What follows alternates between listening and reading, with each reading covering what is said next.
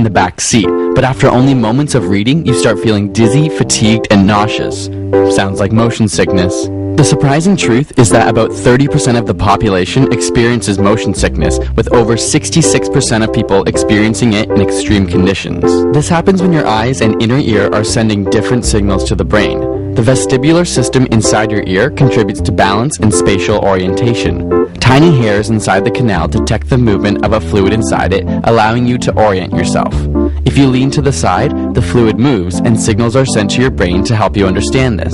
But oftentimes, in a car, on a boat, or in the IMAX theater, your vestibular system is transmitting a different signal from your other senses. In the case of your car, your eyes see that everything in the car is seemingly stationary, particularly when you stare at a book, but your ears feel the movement of the car. Conversely, in the IMAX theater, your eyes see a lot of motion while your ear is experiencing very little movement at all. This mismatch of signals tells the brain something's wrong. So why does it induce vomiting? The leading theory suggests that, evolutionarily, if the input signals from your ears and eyes weren't matching, you'd likely ingested a neurotoxin. The easiest way to get rid of it? Throw it up. This was a fairly useful and accurate system before the advent of technology and advanced transportation. Too bad the brain never got the memo. I see, alright. So that's a pretty concise way of putting it, isn't it? Well explained, Maya, well explained. But it's not only the eye and the inner ear. It's actually your muscles and joints also have effect, because that all sense movements, and of course your skin also senses movement. So all these four are the ones which sends mixed signals to your brain, and then you end up having motion sickness. So this is probably why, like, if I take a personal experience of mine, okay, I used to throw up a lot when I was a kid. Such a burden on your parents or something. This is not exactly what I want to talk about in the morning, but then again, like, I used to have a lot of motion sickness. Not so much now than before. I don't know how to raise it more for kids than adults. Not like that. I think what happens is eventually you get used to the traveling factor, and you use various methods to get over it. But generally, for the question you asked, kids, infants and up to 2 generally don't suffer from motion sickness, they say. So it's only after that. I see, because I mean right now, I mean, though I just, get into a vehicle and stuff and even go on a long journey, I wouldn't feel a lot of motion sickness. But the moment I take my smartphone out, or if I were to, open a laptop or look at it constantly or read a book, man, that gets me all weirded out. Yeah, because what happens is, as they say, for example, like if you're going, you're taking a ride in the car, and say you're reading a book, what happens is your ears and your skin receptors say that you're moving, right? But you're looking at a book which is not moving, and your body, your muscles says that your direction is you're not moving at all. So 2 signals saying that you're still, and 2 signals saying you're moving. So you shouldn't actually read when you're traveling, or do any sensory kind of input when you're traveling. You should be looking out of the window or going with the movement. I see. So it's easy for an adult to grasp this, I guess, and really correct the way that they go travel in a vehicle. But when it comes to kids, that's a whole other story. Yeah, and then again, I'm one big child. So. That is also true in Wasam's case. But we're speaking about normal adults as well. Yes. So we're going for a very short break, but after we come back, we're going to find out how you can help your kids when they're traveling in a vehicle, and some home remedies that we're going to share on Good Morning Sri Lanka. So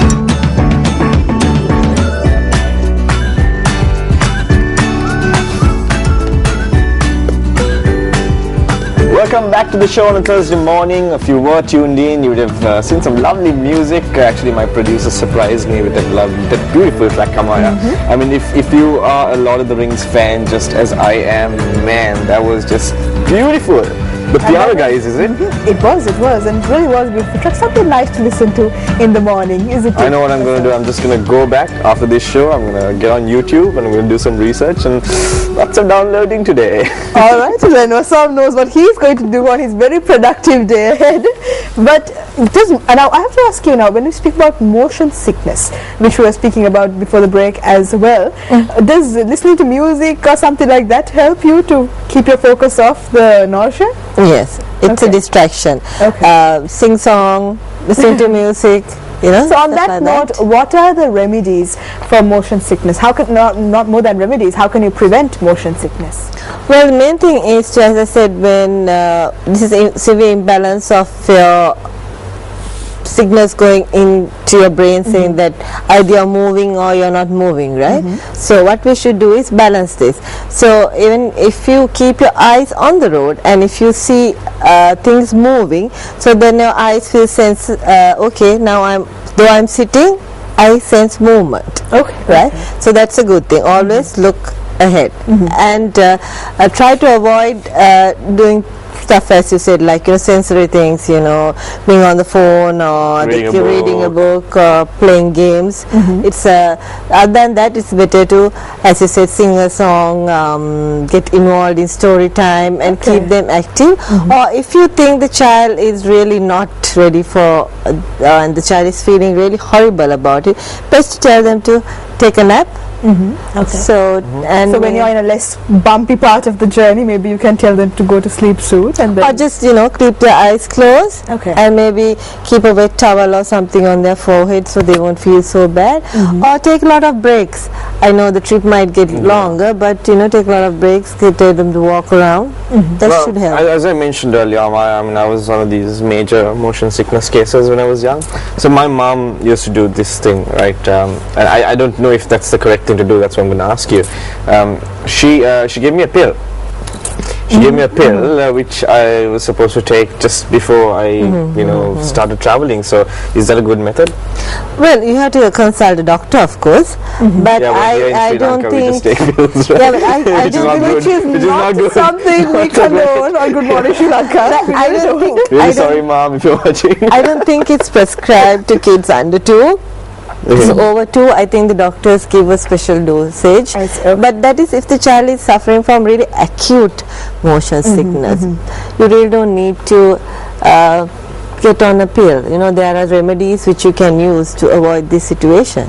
And without swallowing medicine, I mean, is there anything else that you can maybe change in your food before you, certain foods to avoid maybe before you go on a long journey, and not to feed your kids these things before you go on a long journey? Generally, they say to stay away from heavy meals or greasy meals if the child is a bad traveler, right? Very light diet, but not on empty stomach, right? You need to eat something and a lot of water. And this prescribe a home remedy like ginger. Yeah. What you do is just you slice a few pieces of ginger, put it into a glass, and then put some hot water and let it cool down, and just let the child sip it before they get into the vehicle. Right? So that works.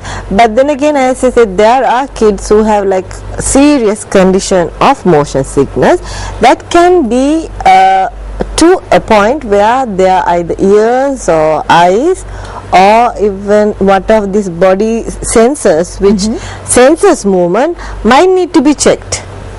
Oh, I see. Okay. So it's best to check with the doctor. Definitely. So on that note, we have a video that's ready, but this is not just about being on a journey. There are many ways that you can take a journey, and some people do it for extreme fun and the adrenaline rush. I just love the way Amma just put that across, man. You're amazing. You know, you might be wondering what this is all about, so I think we're going to check the video and come back and then we'll speak about it. Sick on a roller coaster. If you're looking for a thrill, there's nothing like riding a roller coaster. Just be sure to keep from getting sick by following these tips. You will need light meals, water, a bench, a front seat, and an over-the-counter motion sickness pill. Optional: ginger capsules or ginger ale, and a pressure point bracelet. Step 1.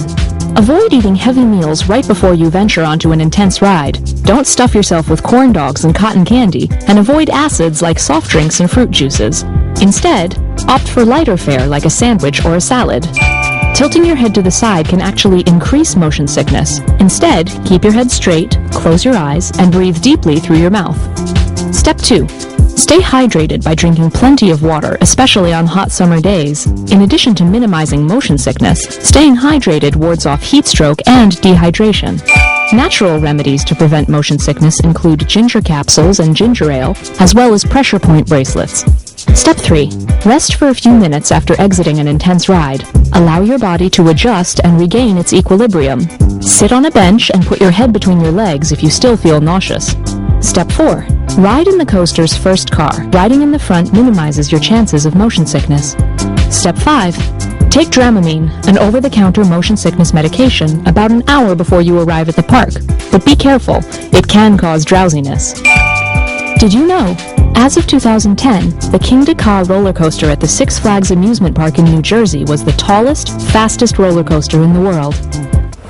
So, New Jersey it is, next trip. Alright, Vasam is already planning the Well, next I mean, trip. come on, like we try and get on these roller coasters for fun, but look at it, it seems actually a little stressful. Yeah, I know, it's a lot of preparation to go on one fun ride, isn't it? But then again, I mean, I've been on roller coasters before, it's absolutely fun, and I think here in Sri Lanka we just need some roller coasters, Amaya. I think it doesn't affect everybody. Okay. So some has a severe effect on motion, but not everyone. So it depends on the person. And before you go for your over-the-counter pills, Vasam, you can always try the ginger that you mentioned and try Not light necessarily meals. over the counter. For adults it is actually. For adults it is. It is, yeah. But that's the thing, right? Here you sometimes can just go and get stuff. Like there's the regulations are not so strict. Anyway. Moving on. But it's always better that you do use a prescription, and we say this very seriously. It's very important that you get your medication and any medication that you want to get for your kids as well with a prescription from a doctor. Exactly. Medical advice from a professional is always the best option. See, I'm the big child, so I should not be listened to. So for the Don't listen to all Vasam. the advice, you can listen to Amaya, and all the everything that's not advice, yeah, you can listen to me on how to spoil you. He just became the fun person, didn't he, Arundhati? I was reminded of someone else, but anyway, I wouldn't want to mention names today. I see. All right. So I think we were about to covered motion sickness, Motion sickness. Yeah, but for today, and we're wandering into other areas now as well. I want to ask one question. Okay. I mean, we discussed a lot of things on a lot of technicalities. What about psychology? Won't that play a role in this as well? Of course it does. That's what I said, but triggers it that the brain and the movements part of the bodies have a bit of a conflict. So the message which goes to the brain is not what the body wants to send to the brain. Okay. So there is a psychological part of it, obviously. Great. So there's imbalance. That's how you feel the motion sickness. So focus on something that's on the road, and make sure that you're always distracted and occupied. Don't read things when you're traveling. And That look will help a forward. lot. And look forward. Don't do things I'd do. Don't do things that Vasam would do. Exactly. I think that's the greatest message that we can send to our viewers on Good Morning Sri Lanka this morning. Thank you so much, Arundhati, for being with us on the show. It's always lovely. Resident childcare specialist. Yes, she is. So Vasam, I think it's time for us to say goodbye this Thursday. All right. So bye. Right, bye. Thanks Take for care being and have with a great day. We'll Thanks see you for putting up tomorrow. with us.